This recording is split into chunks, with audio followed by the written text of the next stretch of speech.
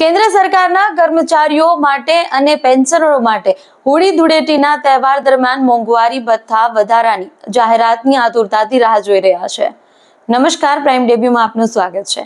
કેન્દ્ર સરકાર તેના કર્મચારીઓને વર્ષમાં 2 વાર મોંઘવારી ભથ્થામાં વધારો આપે છે। સરકાર દિવાળી અને હોળી ધૂળેટીની આસપાસ મોંઘવારી ભથ્થામાં ફેરફારની જાહેરાત કરે છે। 3 માર્ચે હોળીનો તહેવાર નજીક આવી રહ્યો છે। આથી કેન્દ્ર સરકારના કર્મચારી અને પેન્શનરો વિચારી રહ્યા છે કે આ વર્ષે મોંઘવારી ભથ્થામાં કેટલો વધારો થઈ શકે છે।